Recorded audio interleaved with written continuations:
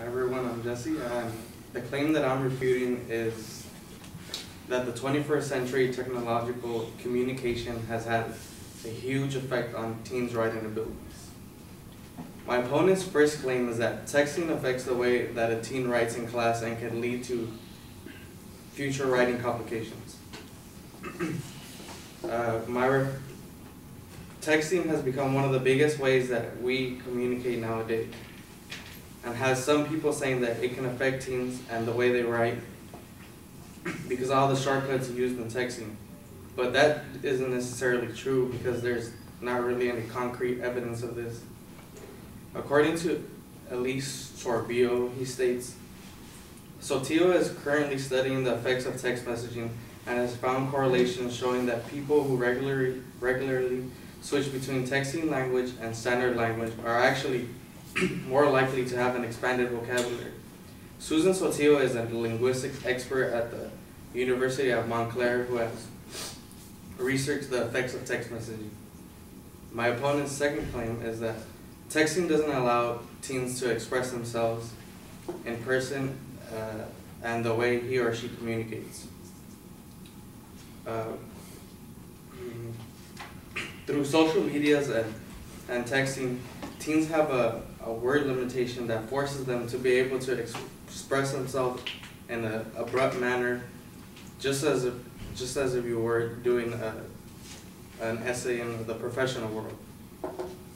According to writer Mallory Jean Tenor, Twitter is a powerful tool for writers. With its 140 character limit, it's like an electronic editor that forces us to find a focus and make every word count.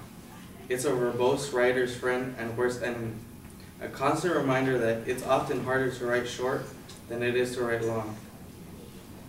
Therefore, because there is a word limitation on texting and social medias, I believe it's beneficial since you have to convey your point much sooner.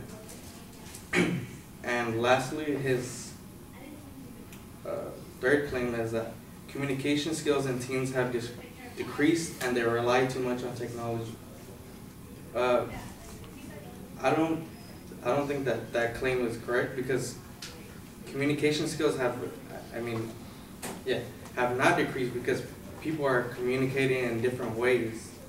Technology has given us different types of ways to communicate with people across the world, like using things such as Facebook, Twitter, Skype, and many more.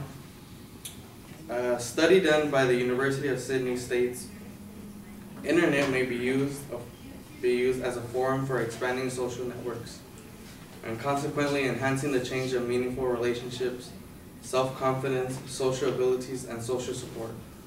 Moreover, the study stated that chat users who are socially fearful may be using the internet as a low-risk social approach and opportunity to rehearse social behavior and communication skills, which may help them improve interaction with offline, face-to-face social environments.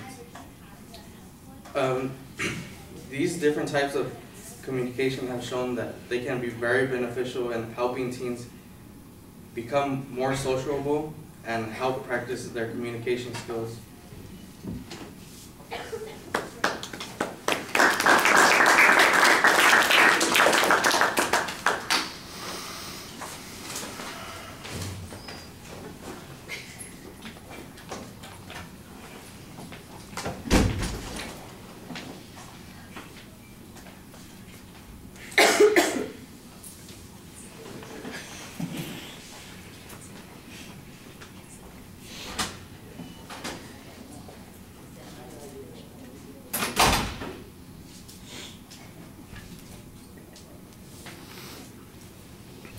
All right, you labeled the main and the secondary claims very clearly as you're speaking to us. I like the signpost, so that makes it easy to follow. The challenge on the first point is that there's a lack of evidence from the advocate, and I think that you should explain that a little bit more. But mostly what you've got here is a counterclaim that says, in fact, that it has a beneficial effect. I thought you explained that pretty well, and I think you should be a little bit more assertive about expressing what that effect is. I think that you do that better on some of the other points than you did on the first point.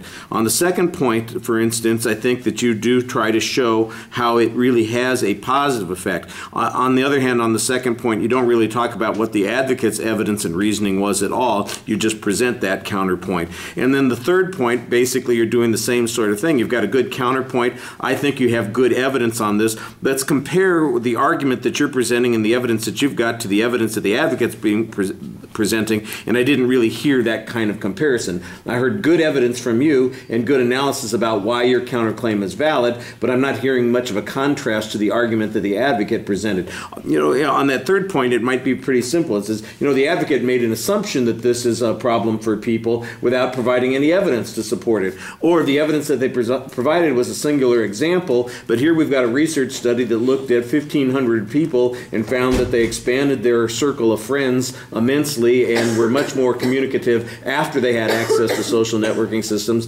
than others. If you compare the two types of evidence, you could see that my conclusion is the one that's more valid. So you need to do a little bit more of that. I thought that you did a nice job speaking. If I'm just listening to you, you do a pretty good job presenting because you're pacing yourself about right. It's easy to understand the claims and arguments that you're making.